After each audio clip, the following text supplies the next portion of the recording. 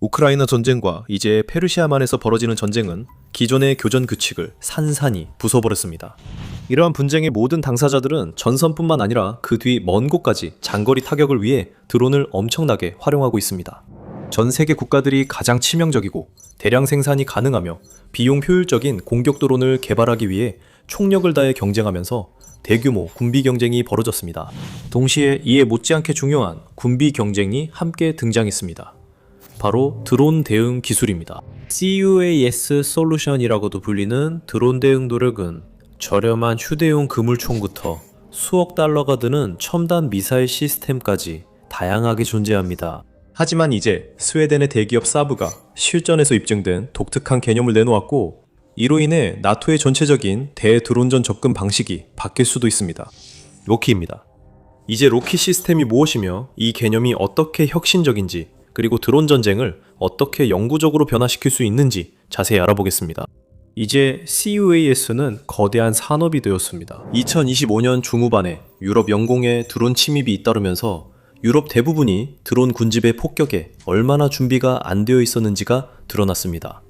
우크라이나와 점점 더 러시아까지도 끊임없이 막아내야 했던 그런 공격입니다. MIM-104, 패트리어트, 아이리스-T 같은 전통적인 미사일 기반 방공 시스템은 러시아의 샤이드 조란 변형과 같은 장거리 드론을 격추하는데 효과적인 것으로 입증되었습니다. 효과적이지만 비용, 효율적이지는 않습니다. 수백만 달러짜리 요격 미사일을 수만 달러짜리 드론을 격추하는 데 사용하는 것은 단순히 현실적이지 않습니다. 특히 드론은 하루에 수백 대씩 생산될 수 있지만 요격 미사일은 1년에 수백 발밖에 생산되지 않기 때문입니다. 그래서 CUAS 솔루션을 개발하기 위한 경쟁이 시작되었습니다. 이제 2026년부터 2030년 사이에 나토 회원국과 가까운 동맹국들은 방공 및 미사일 방어 능력에 2,100억 달러 이상을 지출할 것으로 예상됩니다. 그중 상당 부분은 패트리엇, 아이리스-T, 샘프와 같은 첨단 시스템에 할당될 것입니다. 러시아와 이란의 순항미사일과 탄도미사일 등 첨단 위협 방어의 필요성이 그 어느 때보다 중요합니다. 하지만 수십억 달러가 드론에 특화된 방공 시스템에도 쏟아지고 있으며, 특히 실질적인 교전 비용 대비 효과가 뛰어나고 대량으로 빠르게 생산할 수 있는 시스템에 집중되고 있습니다. 최신 언맨드 에어스페이스 2026 글로벌 카운터 UAS 시스템 디렉토리에는 전 세계 550개 이상의 기업에서 개발 중이거나 생산 중인 1000개 이상의 CUAS 시스템이 등재되어 있습니다. 이 디렉토리는 시스템을 11가지 다른 범주로 분류하고 있습니다.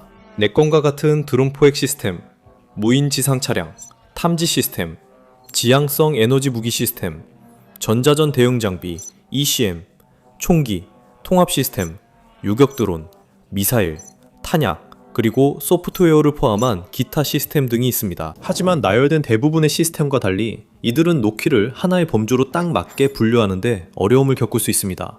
왜냐하면 이 시스템을 특별하게 만드는 것은 드론을 격추시키는 새로운 첨단 기술이나 인공지능의 혁신적인 활용이 아니기 때문입니다. 오히려 이 시스템의 아름다움은 풍부하게 존재하는 기존 부품들을 실용적으로 조합해 매우 효과적이고 비용 효율적인 시스템을 만들어냈다는 데 있습니다. 사브는 바퀴를 새로 발명하려고 하지 않았습니다. 그럴 필요가 없었죠. 그들의 엔지니어들은 전혀 다른 용도로 설계된 기존 부품들을 선반에서 꺼내 살펴보았고, 이미 궁극의 드론 킬러를 만들기 위해 필요한 모든 것을 갖추고 있다는 사실을 깨달았습니다.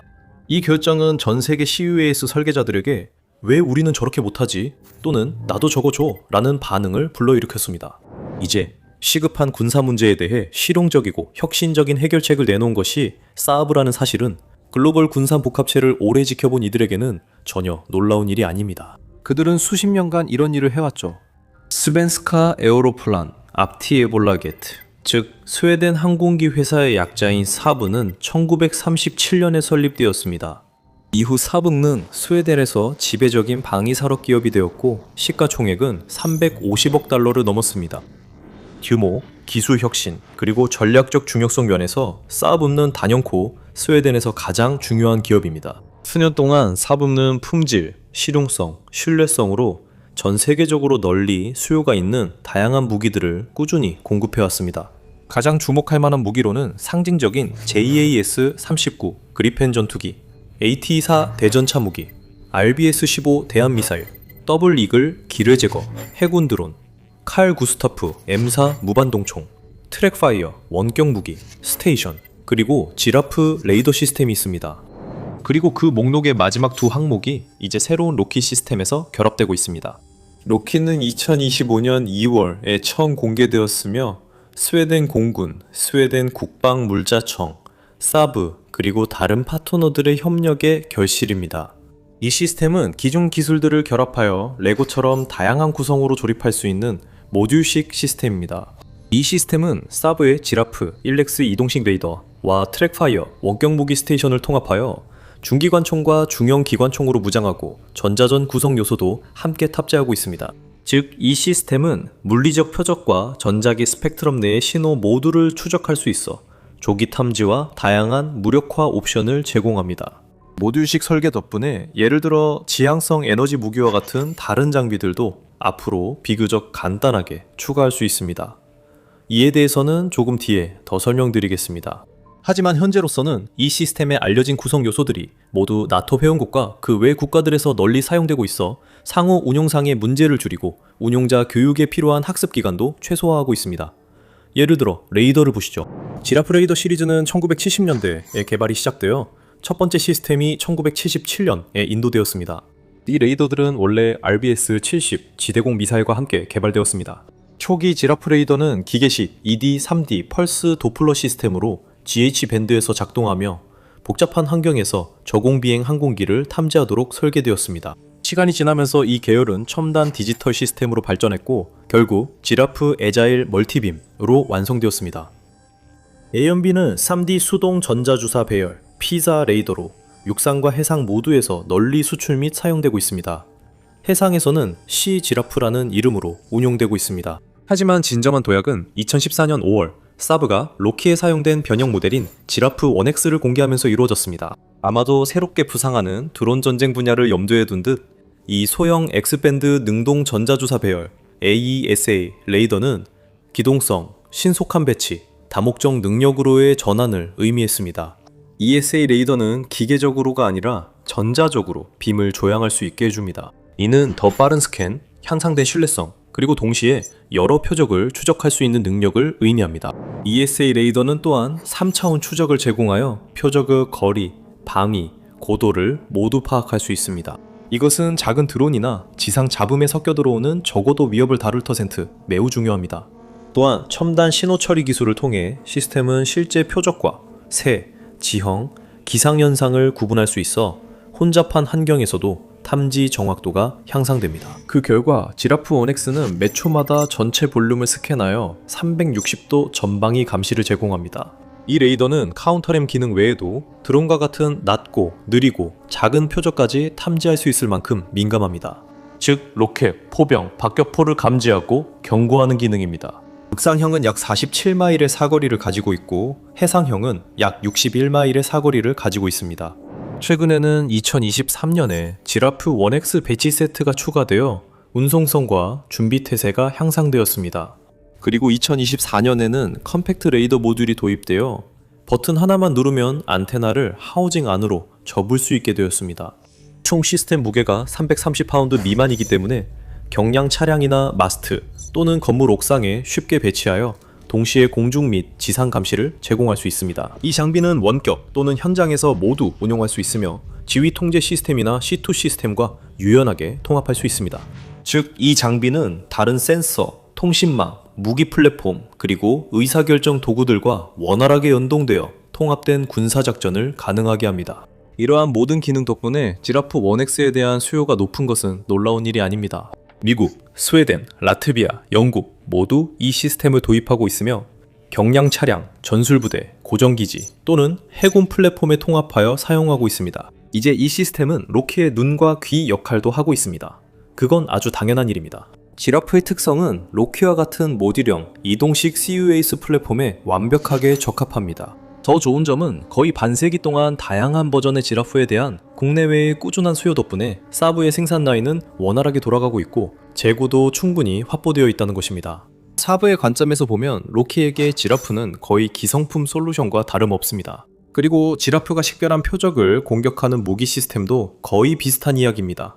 바로 트랙파이어 원격 무장 시스템, 즉 RWS입니다. 지라프처럼 이 선택도 사브에게는 고민할 필요 없는 결정이었습니다. 트랙파이어는 사브가 해군 함정, 고정 방어 거점, 그리고 육상 차량에 통합하기 위해 특별히 개발한 원격 조작 무기 및 센서 시스템입니다. 즉, 로키와 같은 플랫폼에 적합하게 설계된 것이죠.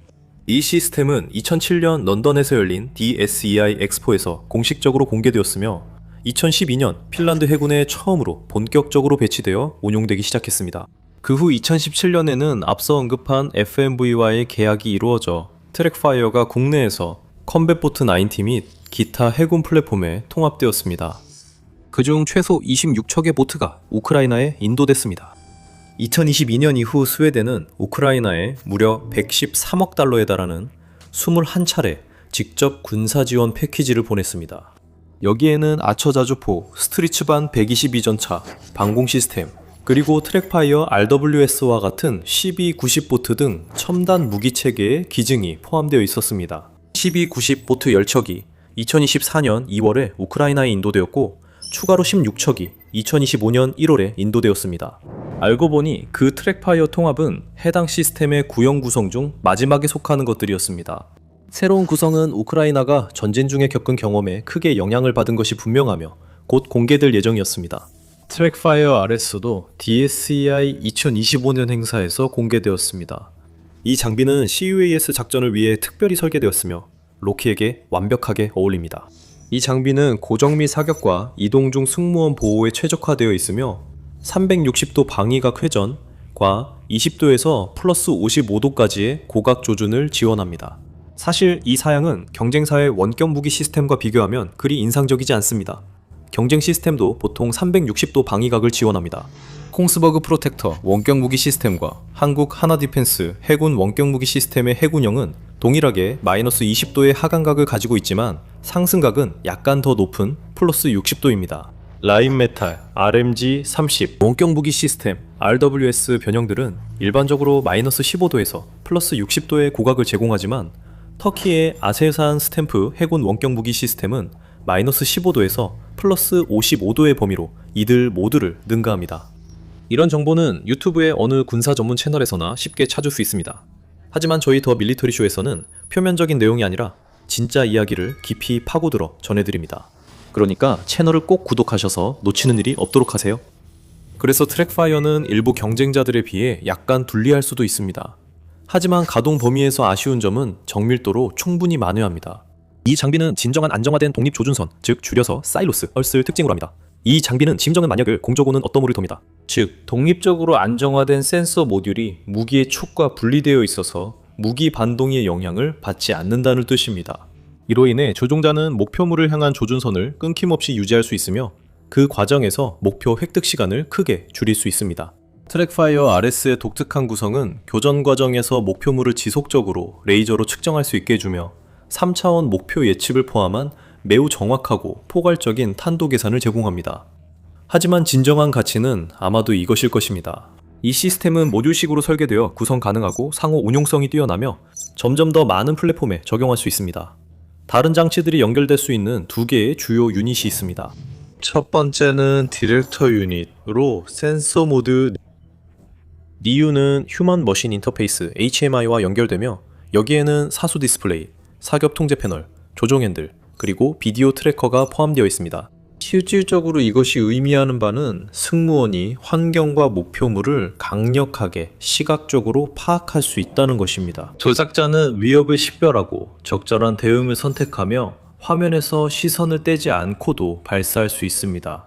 이중능력 체계는 능력 공유를 가능하게 하여 반응 시간을 더욱 단축시키고 탐지부터 사격까지의 주기를 줄여줍니다. 또한 이 시스템은 다른 플랫폼 시스템과의 통합을 위해 설계되어 있어 타겟 이미지 데이터가 플랫폼 내에서 뿐만 아니라 다른 플랫폼과도 송수신될 수 있습니다. 트랙파이어가 제공할 수 있는 화력에 반해서라면 유연성이 바로 트랙파이어의 또 다른 이름입니다. 다양한 무장을 장착할 수 있으며 종종 서로 조합해서 사용할 수도 있습니다. RS 변형 모델은 기본적으로 30×113mm M230LF 부시마스터 체인건이 장착되어 있지만 브라우닝도 사용할 수 있습니다. M2 HMG 127mm 중기관총, FN MAG 58 7.62mm 범용 기관총, MK19 40X 53mm 및 HNK GMG 40X 53mm 유탄 발사기와 경량 미사일도 장착할 수 있습니다. 기살상 효과기나 제모와 같은 보조 장비도 장착할 수 있습니다. 로키의 경우 브라우닝 M2 FMMAC 58 그리고 전자전제머 구성 요소가 포함되어 있습니다. 하지만 앞서 언급한 다른 무기들 뿐만 아니라 연막탄 발사기, 눈부심 장치, 탐조등, 확성기, 심지어 경량 대포까지도 필요에 따라 장착할 수 있습니다. 하지만 기본 패키지도 대부분의 다른 CUAS 시스템에는 없는 것을 제공합니다. 두 가지 다른 탐지 및 교전 옵션, 즉 물리적 추적과 전자기 스펙트럼 추적이 제공됩니다. 이것은 조기 탐지뿐만 아니라 무력화에 대한 다양한 옵션을 제공합니다. 그리고 이것은 네이토가 직면한 다들 알고도 외면하던 문제를 해결하는데 큰 도움이 됩니다. 소형, 저비용 드론에 대해 비용 효율적인 대응책을 제공합니다. 이제 CUAS 솔루션을 개발할 때 단순히 자재 비용만이 고려되는 것이 아닙니다. 아이디어에서 현장에서 실제로 작동하기까지 걸리는 시간도 매우 중요한 문제입니다. 시간이 오래 걸릴수록 최종 제품의 비용이 더 많이 들 가능성이 높습니다. 이 점에서 로키는 나토 기록 하나쯤은 깼을 겁니다. 평가에서 납품까지 단 84일밖에 걸리지 않았는데 이는 대부분의 무기 체계와 비교했을 때 놀라울 정도로 짧은 시간입니다.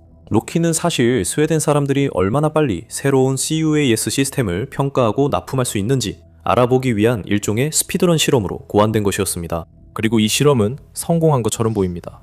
방위산업 시연으로 시작된 것이 스웨덴 공군 전투부대에 이동시키고 적응 가능한 시스템을 납품하기 위한 치열한 3개월간의 질주로 바뀌었습니다. 평가는 2025년 1월에 시작되었습니다.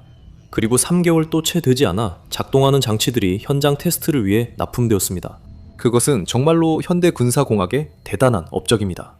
그렇다면 그들은 어떻게 해낸 걸까요? 사부 감시사업부의 수석 부사장이자 책임자인 칼 요한 베리홀름에 따르면 이것은 수년에 걸친 일반적인 제품 개발 주기가 아니었기 때문에 우리는 기존의 틀을 깨고 이 도전을 극복하기 위해 혁신적인 접근 방식을 취해야 했습니다. 기존 제품을 영리하게 재활용하고 새로운 기능과 기술을 통합함으로써 우리는 이 개념을 사상 유례없는 속도로 완성할 수 있었습니다. 이제 세계적 수준의 부품들이 선반에 준비되어 있어 새로운 시스템에 바로 통합할 수 있다는 점이 분명 큰 도움이 됩니다. 물론 프로토타입을 제공하는 것과 실제 전장에서 성능을 입증하는 것은 별개의 일입니다. 그리고 로키의 경우 이미 그 성능을 입증했습니다. 2025년 9월 사브는 로키가 지난 6개월 동안 폴란드에 배치되어 있었다고 확인했습니다. 로키는 날보르크 공군기지에서 사용되었으며 이곳에는 스웨덴 21급 비행단과 EU 17급 비행단, 이 나토 임무를 수행하고 있었습니다. 이들의 임무는 주로 우크라이나로의 군사 지원 이전에 중심이 되는 물류 허브를 포함한 동맹국 시설을 보호하는 것이었습니다. 그렇다면 성능은 어땠을까요? 공식적인 평가는 실용적이고 절제된 표현이었습니다. 스웨덴 장교다운 반응이었죠. 효과적인 공중작전을 위해서는 강력한 지상방어가 필요합니다. 우리가 배치한 시스템은 우리와 동맹국 모두의 기지 보안을 크게 강화했습니다. 라고 폴란드 주둔 스웨덴 부대의 지휘관인 크리스티안 베르텔센 중령이 말했습니다. 시스템 사진은 더 많은 정보를 줍니다. 시스템에 표시된 마킹은 레이더 테스트 동안 쿼드코터형 드론 36대와 고정익 무인기 17대를 성공적으로 요격했음을 나타냅니다. 사진은 또한 맥가이버식으로 조립된 시스템의 모습을 보여줍니다. 레이더는 단순히 팔레트 위에 올려져 탄성 고정끈으로 고정되어 있습니다. 전원 공급 장치는 간단하고 실용적으로 구성됐으며 전선은 연장선을 통해 아마 발전기에 연결된 듯 합니다. 레이더 옆에는 안테나가 달린 빨간색 컨테이너가 있는데 이것이 분명히 제밍 장치입니다. 아직 도색되지 않은 것은 이 프로젝트가 완성도보다 속도를 중시했기 때문일 것입니다.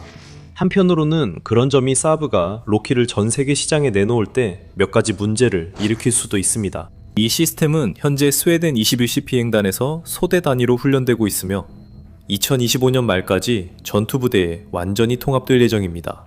하지만 나토 통합을 위해서는 규정에 맞는 배선 방식과 같은 더 엄격한 기준이 필요합니다. 이 초기 모델들의 모습을 보면 더 넓게 배치되기 전에 일부 요소들은 정비가 필요할 것으로 보입니다. 하지만 한편으로는 로키 개발에 사용된 협업 정신과 민첩한 접근 방식이 향후 프로젝트의 청사진이 되거나 심지어 나토 교리의 변화로 이어질 수도 있습니다.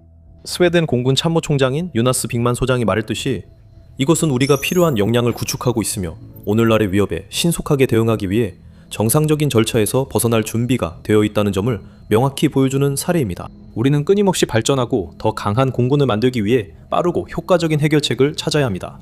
우리는 비용을 아직 모르지만 로키는 필요에 따라 센서와 무장 스테이션을 추가해 확장성과 적응성이 뛰어나 변화하는 위협에 대응할 수 있습니다. 로키는 재배치 중에도 작동할 수 있어 이동 중에도 지속적인 방어를 제공합니다.